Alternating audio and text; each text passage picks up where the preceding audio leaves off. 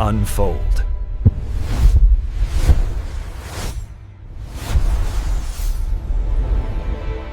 (1987년 8월 29일이었습니다) 경기도 용인에 있는 한 공예품 공장이었는데요. 네. 거기 식당 천장에서 32구나 되는 시신이 발견됩니다.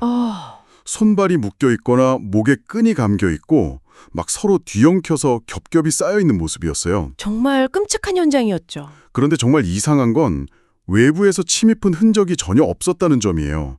그야말로 완벽한 밀실에서 벌어진 집단 죽음이었던 거죠. 네, 청취자분께서 보내주신 자료들이 바로 이 오대양 집단 변사 사건에 대한 심층 분석 보고서인데요. 단순 집단 자살로 발표는 됐지만 파고들수록 앞뒤가 안 맞는 점들 투성이인 정말 기이한 미스터리입니다. 맞아요. 그래서 이번 시간에는 이 자료들을 바탕으로 좀 핵심적인 질문들을 따라가 보려고 해요. 대통령 표창까지 받았던 그 성공한 여성 사업가는 대체 왜 사이비 교주가 됐을까? 그리고 그 사평 남짓한 그 지옥 같은 천장 안에서는 4박 5일 동안 무슨 일이 있었던 건지. 그리고 가장 중요한 질문이죠. 이게 정말 자살이었을까요? 이 사건을 제대로 이해하려면 그냥 시간 순서대로만 봐서는 좀 부족해요. 그런가요? 네, 폐쇄된 집단이 개인의 이성을 어떻게 마비시키는지, 그리고 현장에 남은 법의학적 증거들이 당시 공식 발표랑 어떻게 정면으로 부딪히는지 이걸 같이 봐야 합니다. 심리적인 부분과 과학적인 증거를 함께요? 그렇죠. 특히 저는 그 천장이라는 극한의 공간, 그리고 그 안에서 오고 갔던 쪽지들에 좀 주목하고 싶어요. 어떻게 보면 그 소리 없는 대화 속에 사건의 본질이 숨어 있을 수 있거든요. 알겠습니다. 그럼 이 거대한 비극의 중심에 있었던 인물, 박순자부터 이야기를 시작해보죠. 자료를 보니까 그녀의 대외적인 이미지가 정말 거의 완벽에 가깝더라고요. 네, 1980년대에 대통령 표창은 물론이고 대전시장상, 충남도지사까지 와... 자수성가한 여성 기업인이자 또 고아원이랑 양로원을 운영하는 자선사업가. 그야말로 시대가 원하던 아이콘이었죠. 바로 그 점이 핵심인 것 같아요. 그 완벽한 가면이 모든 의심을 막아주는 가장 강력한 방패가 됐던 거잖아요. 맞습니다. 겉으로는 직원들을 한 가족이라고 부르는 인자한 어머니였지만 그 가면 뒤에서는 자신을 오대양, 즉 5개 큰 바다를 지배할 사람이라 칭하면서 거의 신처럼 군림했습니다. 회사 이름 자체가 복선이었네요. 그런 셈이죠.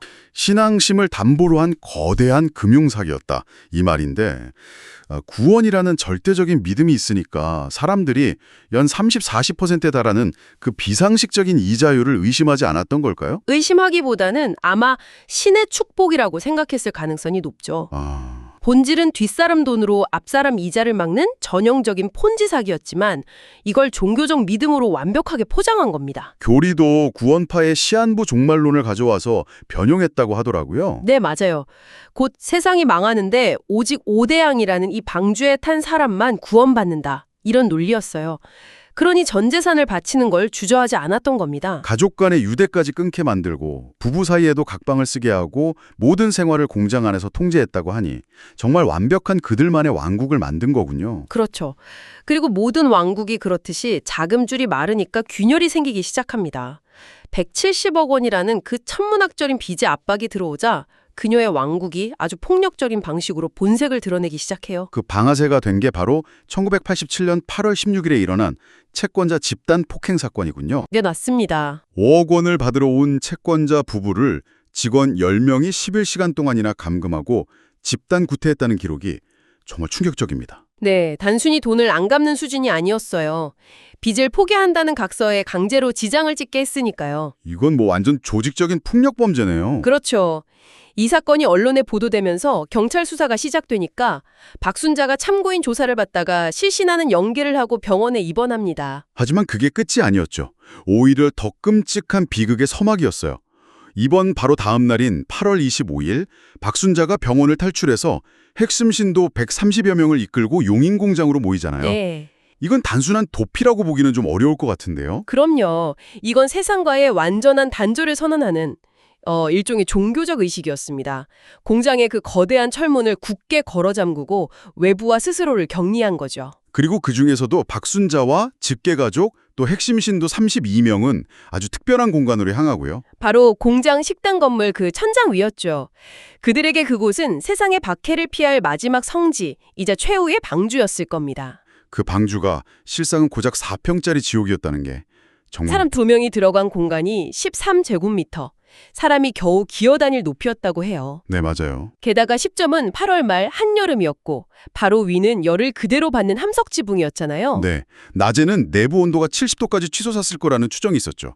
이건 뭐 사람이 생존할 수 있는 환경이 아니었어요. 환기구 하나 없는 찜통이었을 텐데 32명의 체온과 호흡이 더해지면서 산소는 부족해지고 산소랑 습도는 극한까지 올라갔을 겁니다. 현장에서 발견된 생라면이나 주먹밥 대부분을 거의 먹지 않았다는 사실이 있거든요. 아, 정말요? 네. 그들이 거기서 버티거나 생존할 생각이 애초에 없었다는 걸 보여주는 강력한 증거죠. 그런 극한 상황에 놓이면 사람의 심리는 어떻게 변하나요? 단순히 덥고 힘든 수준을 넘어섰을 것 같은데요? 극심한 고온과 탈수 상태가 지속되면 뇌 기능이 급격히 저하됩니다. 판단력이 흐려지고 환각이나 환청을 경험하게 되죠. 이성적인 사고가 불가능해지는 거군요. 네. 특히 강력한 리더, 즉 교주가 있는 폐쇄 집단에서는 공유 정신병 혹은 집단 최면 상태로 이어지기 쉽습니다. 교주의 비이성적인 말이 마치 신의 계시처럼 들리고 죽음조차 구원으로 받아들이게 되는 거죠. 아, 집단 최면 상태였다면 오히려 더 조용히 저항 없이 죽음을 받아들였다는 게 설명이 되네요. 그렇죠. 그런데 그 와중에도 쪽지를 67개나 남겼다는 건 그 안에서도 끊임없이 소통하고 어쩌면 갈등하고 있었다는 증거 아닐까요? 아주 중요한 지적입니다.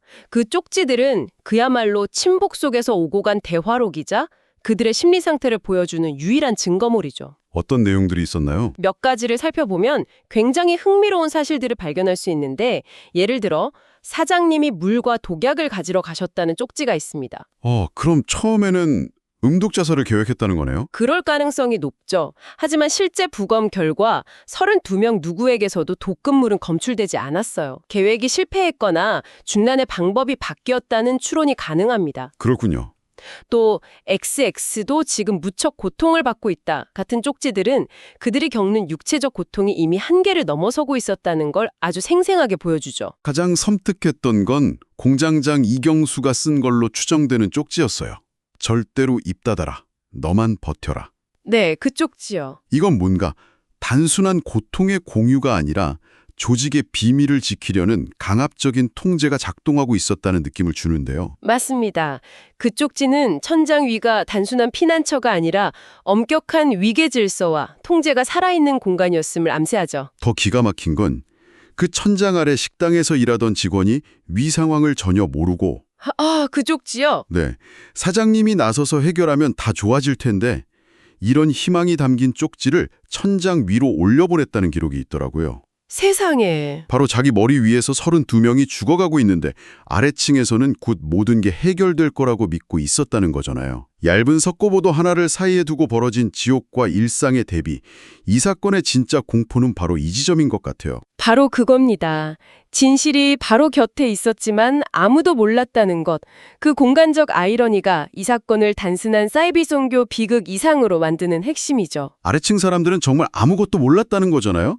그런데 결국 그 천장 안에서 무슨 일이 있었는지 말해준 건 살아남은 사람이 아니라 시신에 남은 흔적들이었죠. 네, 그렇죠. 부검 결과는 당시 경찰 발표랑은 전혀 달랐다면서요. 네, 당시 경찰은 광신도들의 집단 자살이라는 아주 단순한 결론을 내리고 수사를 종결했습니다.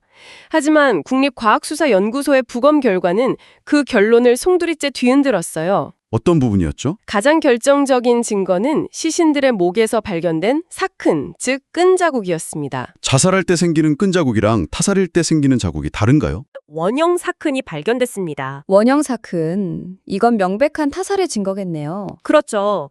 그런데 더 이상한 건 32명 거의 모두에게서 정렬하게 저항한 흔적이 없었다는 점이에요. 신경안정제 성분이 검출되긴 했지만 그 많은 사람들이 아무런 저항 없이 순순히 죽음을 받아들였다는 건 납득하기가 어려운데요. 그래서 법의학자들이 촉탁살인 또는 강요된 살인 시나리오를 가장 유력하게 보고 있습니다. 집행조가 있었다는 가설이요? 네, 공장장 이경수와 박순자의 건장한 두 아들 등 3에서 4명이 집행주 역할을 했을 거라는 거죠.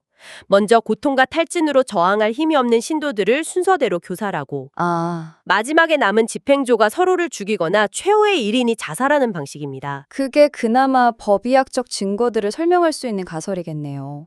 먼저 다른 사람들을 살해하고 마지막에 남은 사람들이 서로를. 상상만 해도 끔찍합니다. 그런데 이 시나리오마저도 완벽하지 않습니다. 마지막까지 풀리지 않는 미스테리가 하나 남았거든요. 또 있어요. 집행조의 핵심이었을 공장장 이경수의 시신에서 발견된 시반, 즉 사후에 혈액이 몸 아래쪽에 고여 생기는 반점 때문입니다. 시반이 왜 문제가 되는 거죠? 만약 이경수가 최후에 스스로 목을 매달아 죽었다면 중력에 의해 피가 가리 쪽으로 쏠려야 합니다. 그런데 그의 시반은 등에 집중적으로 나타났어요. 등에요? 네, 이건 그가 죽은 뒤에 눕혀져 있었거나 누군가 시신을 옮겼다는 증거입니다. 즉, 집행조의 리더였을 그조차 누군가에게 살해당했을 가능성을 배제할 수 없게 만드는 거죠. 와, 그럼 누가 최후의 1인이었는지는 영원히 미스터리로 남게 된 거네요. 그렇습니다. 정말 끝까지 의문투성이네요. 그런데 이 미궁에 빠진 사건이 4년이라는 시간이 흐른 뒤에 완전히 새로운 국면을 맞이하게 되죠. 1991년에 도피 중이던 오대양 직원 6명이 자수하면서부터요. 맞습니다. 이들의 자수가 오대양이라는 집단의 성격을 완전히 재규정하는 계기가 됐어요. 어떤 사실이 드러났나요? 그들의 입에서 그 32명의 집단 변사 이전에 이미 공장 내에서 3명의 직원이 살해당하고 안매장되었다는 충격적인 사실이 폭로됐으니까요. 3명이나 더 있었다니? 살해 이유가 더 기가 막힙니다. 자금 관리를 잘못했다거나 교주에게 불손하게 굴었다는 등 아주 사소한 규율 위반 때문이었어요. 타작이라고 부르는 집단 구타로 동료를 때려 죽였다는 게. 바로 그 타작이라는 단어가 중요합니다.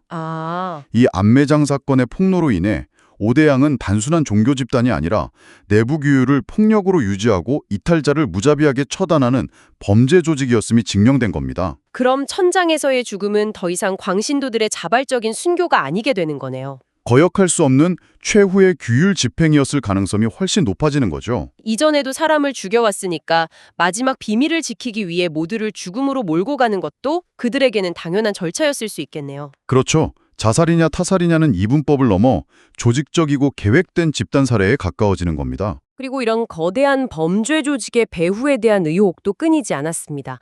특히 박순자가 몸담았던 구원파, 그리고 유병원 전 세모회장과의 자금 연결고리가 계속해서 수면 위로 떠올랐죠. 실제로 오대양의 자금 일부가 구원파 계열사로 흘러들어간 정황도 포착됐다고 하던데요. 네, 그런 정황들이 있었지만 당시 검찰은 유병원 측이 사건에 직접 개입했거나 배후에서 조종했다는 직접적인 증거는 찾지 못했다고 결론 내렸습니다. 결국 이 거대한 비극의 배후는 명확히 밝혀지지 않은 채 의혹만을 남기고 수사나 종결됐군요. 그렇습니다. 자, 그럼 오늘 이야기를 좀 정리해 보겠습니다. 대통령 표창을 받던 성공한 사업가가 17억 원의 빚으로 쌓아 올린 사이비 왕국, 그리고 그 파멸의 끝에서 벌어진 4평 밀실에서의 32명의 죽음. 네. 오대영 사건은 한 개인의 광기를 넘어 1980년대 한국 사회의 뒤틀린 욕망과 집단적 광기가 어떻게 개인을 잠식하고 파멸로 이끄는지를 보여주는 압축적인 사례 같습니다. 그렇습니다. 공식 수사는 집단 자살로 끝났지만 오늘 저희가 함께 짚어본 것처럼 법의학적 증거와 생존자들의 증언은 여전히 타살, 더 정확히는 계획된 집단 살해를 가리키고 있습니다. 32명의 목에 감겼던 끈은 물리적으로 풀렸지만 무엇이 그들의 정신을 그렇게 단단히 올가맸는지에 대한 근원적인 질문은 아직 풀리지 않았어요. 오늘 이 이야기를 들으시면서 청취자분께서도 여러 가지 생각을 하셨을 것 같습니다. 오대양 사건의 진짜 공포는 단순히 광신도의 비극이 아니라고 생각해요. 그것은 바로 발밑의 일상과 머리 위의 지옥이 얇은 석고보들 하나로 분리되어 있었다는 점입니다. 천장 위에서 오고 갔던 그 침묵의 쪽지를처럼 어쩌면 진실은 여전히 우리에게 무언의 메시지를 보내고 있는지도 모릅니다.